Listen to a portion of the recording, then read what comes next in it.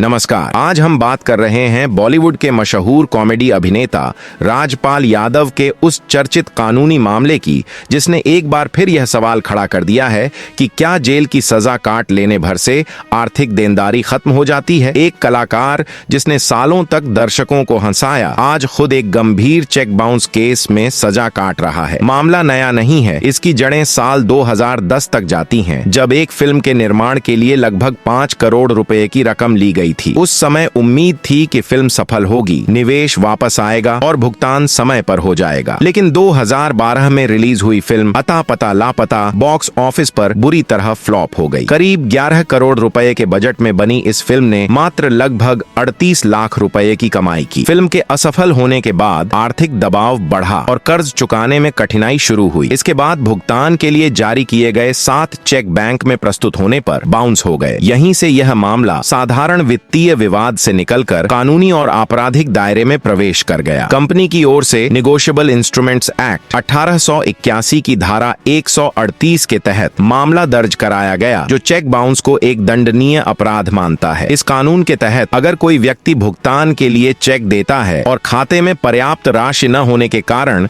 वह cheque bounce हो जाता है, तो उसे जेल और जुर्माने दोनों का सामना करना पड़ सकता है। साल 2018 में मजिस्ट्रेट अदालत ने राजपाल यादव और उनकी पत्नी को दोषी ठहराते हुए 6 महीने की जेल की सजा सुनाई। अदालत का मानना था कि चेक जारी किए गए थे और उनका सम्मान नहीं हुआ, इसलिए कानून के तहत दंड आवश्यक है। इसके बाद उन्होंने सेशंस कोर्ट में अपील की, लेकिन 2019 में वहां भी निचली अदालत का फैसला बरकरार रखा गया। अदालतों ने साफ कहा कि कानून सबके लिए समान है और सेलिब्रिटी होने से कोई विशेष छूट नहीं मिलती। 2024 में दिल्ली हाई कोर्ट से अस्थायी राहत मिली और सजा पर रोक लगाते हुए भुगतान की गंभीर कोशिश दिखाने का अवसर दिया गया। अदालत ने दोनों पक्षों को समझौते का विकल्प सुझाया और मामला मेडिएशन सेंटर भेजा गया। इस दौरान अदालत को भरोसा दिलाया गया कि लगभग 2.5 करोड़ रुपए किस्तों में चुकाए जाएंगे, जिसमें 40 लाख की पहली और 2.10 करोड़ की दूसरी किस्त शामिल थी। लेकिन तय समय सीमा के भीतर भुगतान नहीं हो पाया। समय बीतने के साथ ब्याज और अन्य देनदारियां जुड़ती गईं और 2024 तक कुल बकाया रकम लगभग 9 करोड़ रुपए के आसपास पहुंच गई। 2025 में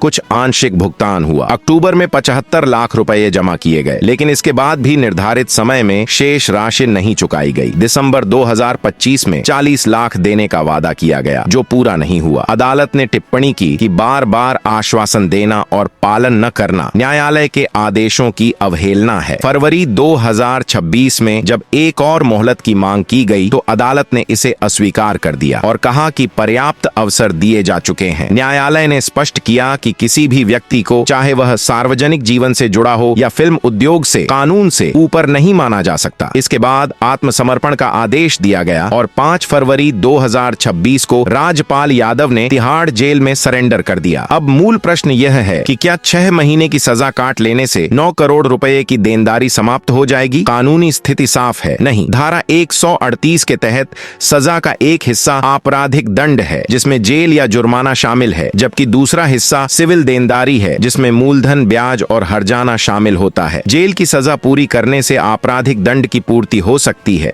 लेकिन इससे आर्थिक देनदारी स्वतः समाप्त नहीं होती। यदि बकाया राशि का भुगतान नहीं किया जाता, तो वसूली की सिविल प्रक्रिया जारी रह सकती है, जिसमें संपत्ति की कुर्की, बैंक खातों की अटैचमेंट या अन्य कानूनी कदम शामिल हो सकते हैं। यह मामला कंपाउंडेबल श्रेणी में आता है, यानी दोनों पक्षों की सहमति से समझौता कर सजा को निलंबित या समाप्त कराया जा सकता है, लेकिन इसके लिए भुगतान या सहमति आवश्यक है। राजपाल यादव की ओर से यह भी कहा गया है कि यह राशि लोन नहीं बल्कि इन्वेस्टमेंट थी और मामले की प्रकृति पर विवाद है। उनका तर्क है कि रकम की प्रकृति स्पष्ट की जानी चाहिए थी। हालांकि अदालत ने उपलब्ध दस्तावेजों और चेक बाउंस के आधार पर निर्णय दिया है। ऐसे में यह स्पष्ट है कि जेल जाना और कर्ज चुकाना दो अलग कानूनी पहलू हैं। यदि सजा पूरी हो जाती है और फिर भी बकाया रकम का भुगतान नहीं होता, तो वसूली के लिए अलग से सिविल कार्यवाही जारी रह सकती है। यह मामला केवल एक अभिनेता की व्यक्तिगत कानूनी लड़ाई नहीं, बल्कि एक व्यापक संदेश भी है